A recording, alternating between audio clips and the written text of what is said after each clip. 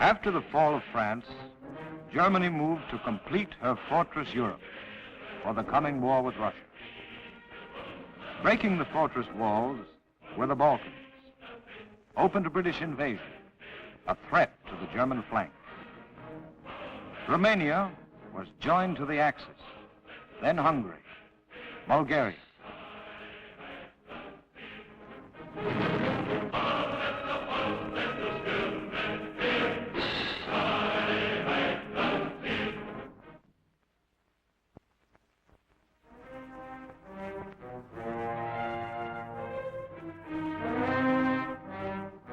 Italians struck at Greece and were thrown back. Britain sent forces to bolster the Greeks, hoping to carry the war from Africa to Europe.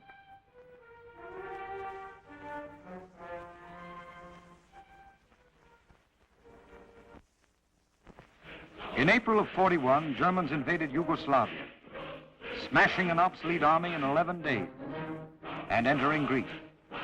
Through terrain considered impossible, the Germans split the Greek army and the British forces, pushing the British back to Piraeus and Corinth, and evacuation.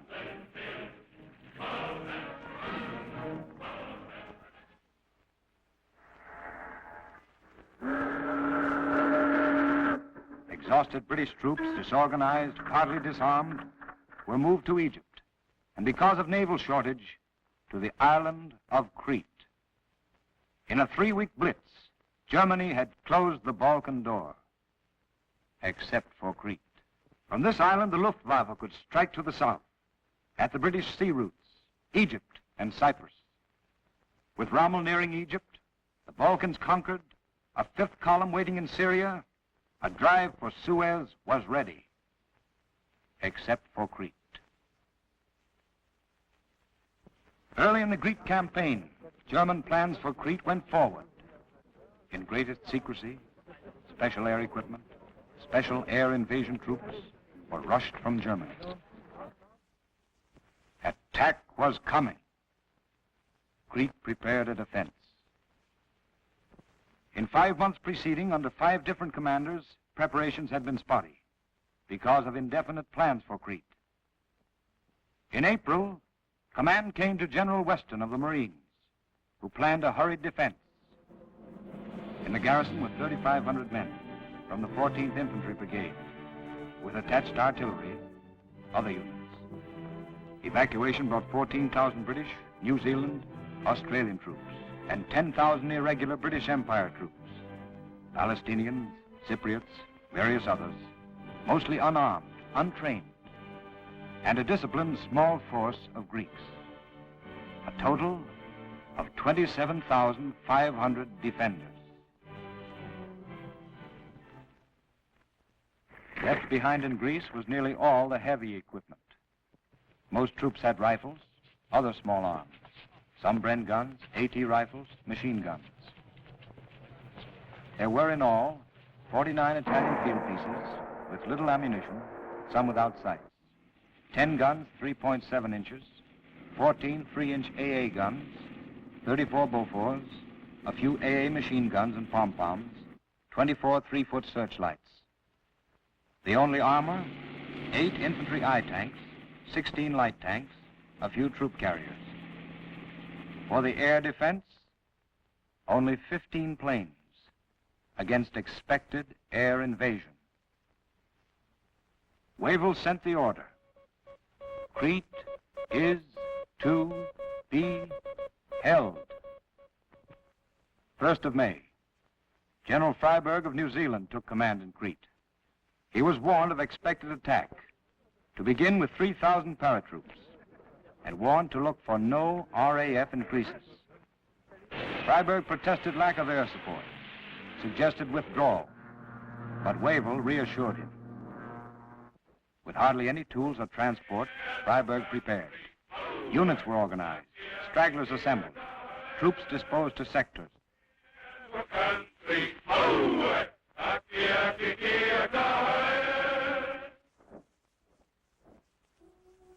Crete is 160 miles long, 7 to 30 miles wide, and very mountainous, up to 8,000 feet. The southern coast has barrier cliffs, few landing points. The northern side is low, with many miles of beaches open to rolling inland plains. On the long north coastline, Freiburg ordered 4 defensive sectors: Maleme Airport, Cania, the capital, city of 30,000, and Ceuta Bay, the one good port. Retimo, town of 9,000, with its airport. Heraklion, city of 35,000, and the airport. All 3 airports were new, built for the RAF. Landings were also possible on beaches, near the roads, and on the plain. Linking the principal defenses ran the island's one good road. 3 others, not so good, ran south. All other roads were donkey trails, too poor for motor transport. Lack of transport hindered movement, holding troops to original dispositions. Freiburg had less than 200 trucks. 40 were needed for Ceuta alone. For wire communications, a primitive telephone system, easily vulnerable. Submarine cables, Cania to Retimo, to Heraklion, to Sitya. Ceuta and Heraklion to Alexandria, Middle East headquarters. All commands on Crete had wireless. Food was a serious problem for everybody on the island. Crete has 440,000 people, and now it had the British, Greek soldiers, and Italian prisoners. Food was low. Harvests were not in. Olives, oranges, lemons, grapes, the principal crops, would not help the situation. Water, always scarce, taken from wells, was at unusual drought. Sanitation, medical aids were backward. The inhabitants, mainly peasants, were friendly allies. King George himself was on the island. Freiburg wired to Wavell. Roads poor. Transportation inadequate. Civilian food supply is low. Present garrisons include 3 regular British battalions, 6 New Zealand battalions, 1 weak Australian battalion, 2 composite battalions. Greek forces are small and poorly armed. There is no artillery. Anti-aircraft defense is inadequate. There is no modern fighter aircraft. At Maleme Airport, Freiburg placed 3 New Zealand brigades, 5th, 10th, and 4th, 2 companies of engineers, a small cavalry force, with 2 I-tanks, 10 light tanks, 10 Italian 75s, 6 howitzers, AA and CD guns. The mission here, to defend the airdrome, protect the beach, hold an east-west line, and be ready to counterattack, guarding the heights to the south and Cania from the west.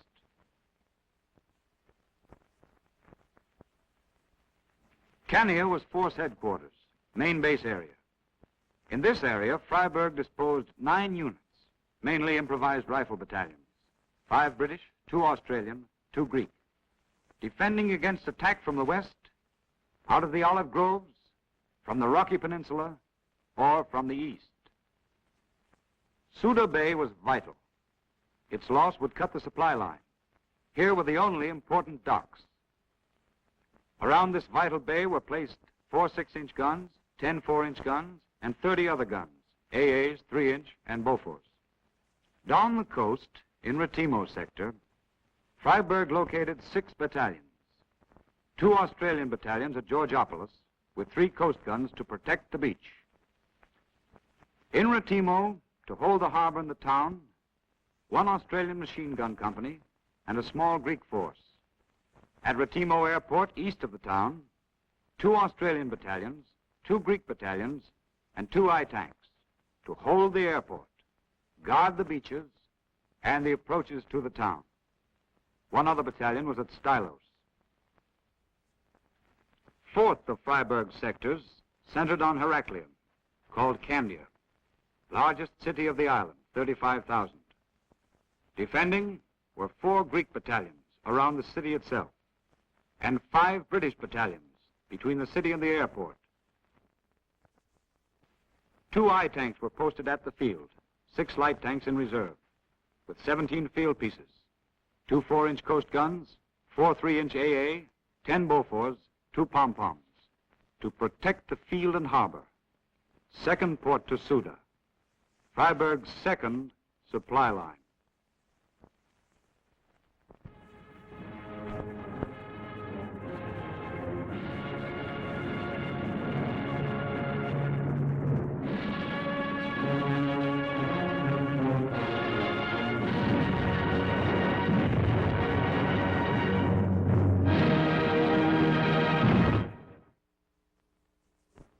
Even before the fall of Greece, the Germans were building airfields, rushing supplies for the Battle of Crete. Flying Corps 11 and 8, secretly assembled in Bulgaria, Romania, moved down to the forward bases in the last days before invasion. At Tanagra, gliders and tow planes. At Moloi, Melos, Scarpanto, within 100 miles, dive bombers and fighters. Twin-engine fighters within 200 miles. Bombers, transports, reconnaissance, all within 250 miles of Crete. Flying Corps 11 had 3 components. Glider troops, 750. Parachutists, 10,000. Air landing troops, 5,000. Adding the troops to come by sea, 7,000, made just under 23,000, which with later additions almost equaled the defenders. German aircraft, 280 bombers, 150 dive bombers, 90 twin-engine fighters, 90 single-engine fighters, 40 reconnaissance planes, and 650 transport craft. German aircraft, 1,300.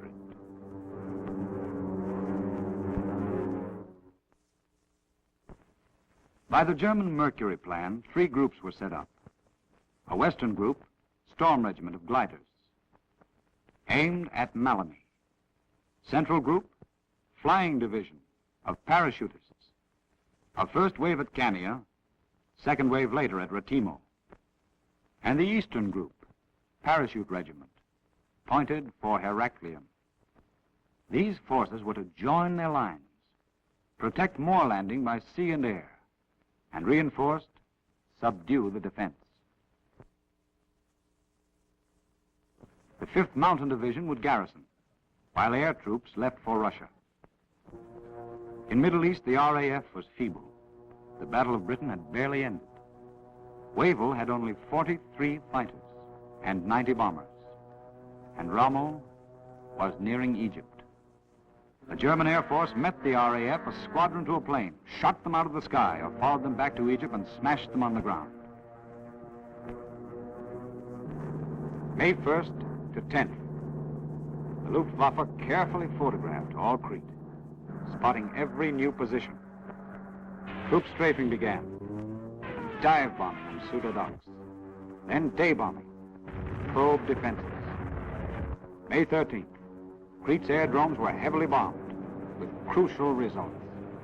Only 7 British planes remained. All this time, shipping suffered air attack from Greece. Of 27,000 tons of supplies shipped out, only 2,700 tons arrived. May 16th, Suda Bay was blasted 7 hours. May 17th, Suda was hit by 27 Stukas. Ships were unloaded while they burned. The bay filled up with wrecks. On one of the ships arrived a military band. May 18th, planes came continuously to destroy the AA batteries. May 19th, under impossible bombardment, the RAF withdrew from Crete, 1 day before invasion. German air superiority was complete. An army without a single plane faced an airborne, air-supported army for the first time in history.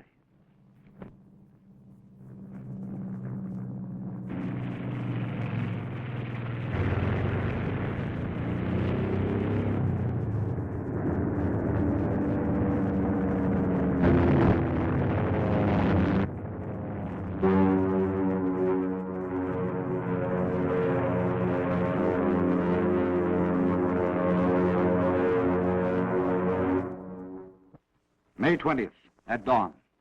It began. 1 hour of terrific bombing at Maleme and Kania, crushing the troops to ground, shattering AA gun crews, pounded into slit trenches the British could not observe.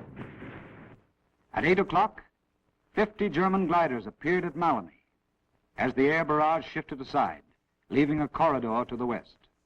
Unseen and unopposed, they landed in a dried-up riverbed. 6 gliders came down south and east, were swiftly liquidated. From the riverbed crash landings came the nucleus of success. Over 100 glider troops found a position. On high ground to the west, overlooking the airfield, they covered the parachute landings. 15 minutes later, bombing stopped. Parachutists began to descend.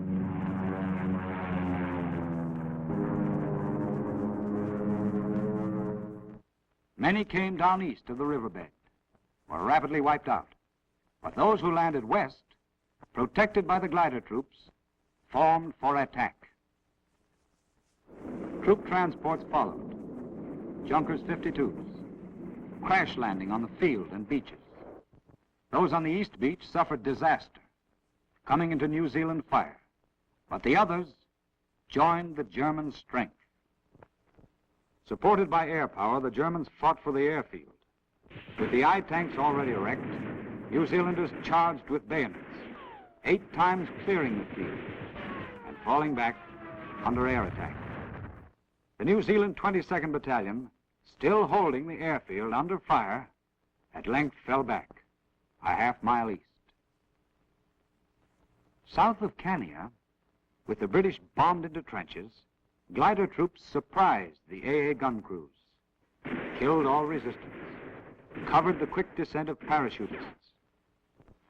1,800 glider and paratroops landed, captured the General Hospital, and occupied a beach. But the 4th New Zealand Brigade struck back, mopped up the entire force, except for isolated pockets. On the peninsula, the glider attack failed through bad luck in landing, no air support, and changing of British positions. This force was killed off, except for one small pocket. In the afternoon, the second wave of parachutists came. At Retimo, 170 transports dropped 1,700 paratroops on and east of the airfield, capturing field guns and the I tanks. Australians struck hard, recovered the situation, killed most of the attackers. A smaller landing cut communications at a road fork between Retimo and the field. At Heraklion, near dusk, attack began with the softening up barrage, followed by parachutists. 200 transports dropped 2,000 troops southwest of town and on the airfield. Trying to take the town, they fell to the Greeks.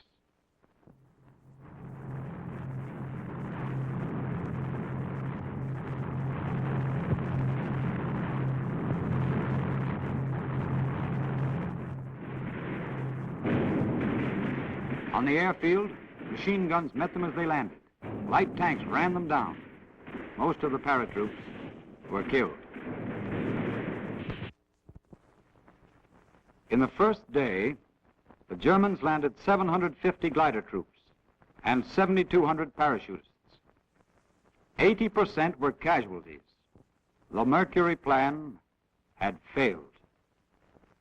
Losses were so appalling that the High Command was forced either to give up or launch a full-scale attack.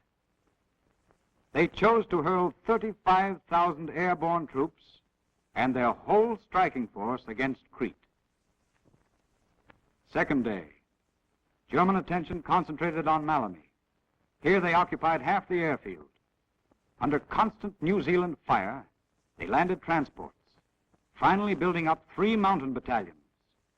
Dive bombers tore at defenses, clearing a wider and wider runway until 3 planes could land together. Transports came in steady stream, bringing motorcycles, guns, and carriers, recklessly crash landing under fire.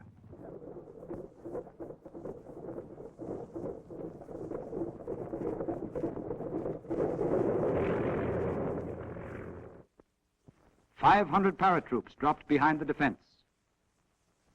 During the night, a German convoy came by sea in native caiques and 2 small steamers. Caught by the Royal Navy, of this force, 2,500 men were sunk. Another convoy was broken the next day. But the following day, the Royal Navy paid for this success. Caught in the straits by 1,200 German planes with no fighter protection whatsoever, the fleet was bombed for 8 hours, sinking 2 cruisers, 3 destroyers, crippling nearly every ship, and driving the Royal Navy to Alexandria at a cost of very few German planes. Land-based planes, unopposed in the air, had shattered a naval force without an air arm. The Germans abandoned sea convoys, resorted to air transport alone.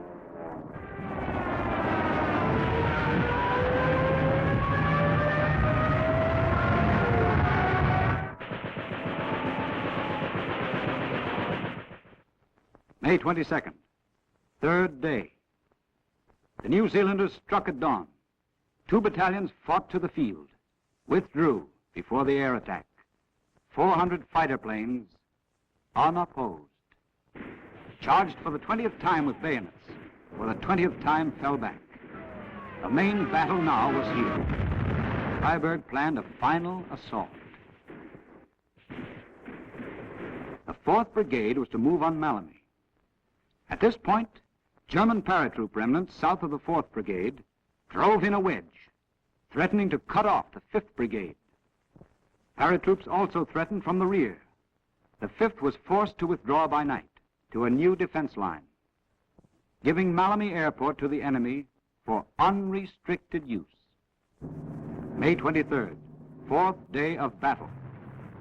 The troop planes packed Maleme, multiplying the German strength. A continuous swarm of transports coming to unload and going back for more flew low across the British lines to shake morale. New Zealand losses were 50%. The British were tiring. Equipment was being lost. Supply was failing. Freyberg cabled to Wavell. Send all available air help. Situation really serious. In reply came 12 fighters. The Germans drove back 5. The British shot down 2. 4 landed with damage. 1 came through. Lone British flyers tried to bomb Maleme with little effect. The German goal was Suda Bay, British lifeline. Under day and night bombardment, flaming with wreckage. Without air support, ships could only dock at night.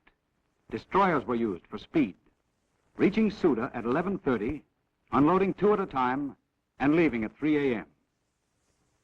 In this time, 100 tons could be unloaded, but 600 tons a day were needed.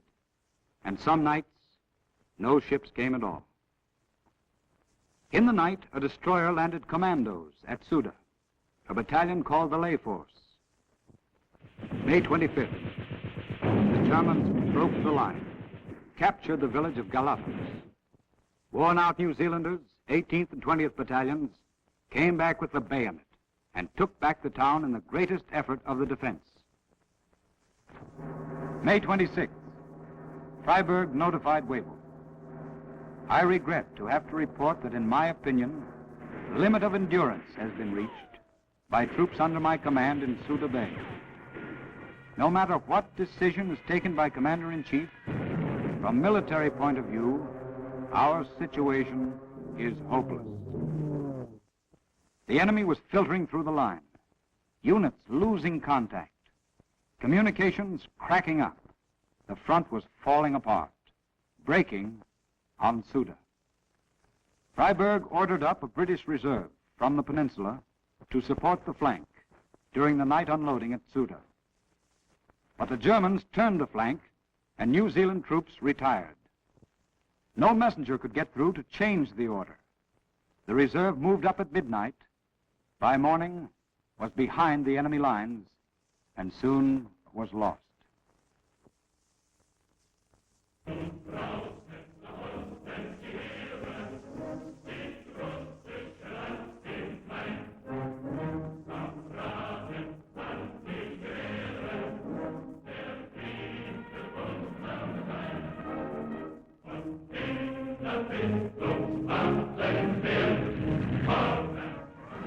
During the night, the 4th Brigade moved off to Stylos, and then to a Scipio plain, lest paratroops cut off retreat.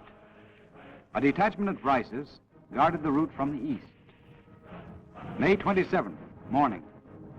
Freiberg reported, "Fear we must recognize that Crete is no longer tenable." Withdrawal began towards Sfakia on the southern coast. Weston took over the rear guard with the lay force. At Retimo earlier, the Germans, reinforced, cut off all outside contact. The British tried to parachute supplies, which dropped in the sea. Helpless, the garrison fell. At Heraklion, Greeks and British valiantly fought, while German forces grew, crash landing along the beaches. On the 28th, the Germans were ready to strike, but not in time. 4 destroyers arrived, took off the entire force. Dive bombers followed, did horrible damage at sea. On the retreat, Weston lost control of the rear. The name Sfakia got about. Troops broke for the coast, stealing all vehicles, ending all dispatches to Freiberg. Together, the 5th New Zealand and 19th Australian made up one rear guard.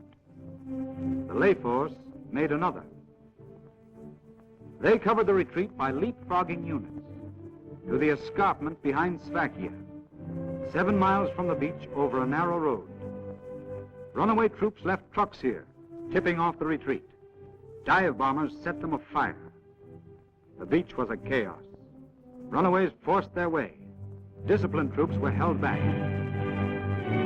Night of the 28th, destroyers took off 1,000, wounded and administrative men. The next night, 7,000 more. Dawn of May 30th, the enemy reached the rear guard, which held them off. With the British at their mercy, German enterprise had ended. Air attack fell off. Night of May 30th, 1,400 left, including Freiberg, the 5th New Zealand, and Marines. The 4th night, Weston and the remainder. Almost 15,000 had been saved. Double enveloped by German mountain troops, the lay force surrendered. Crete was gone. 34,000 invaders had defeated almost the same number of defenders. Losses were almost equal. Victory went to air power.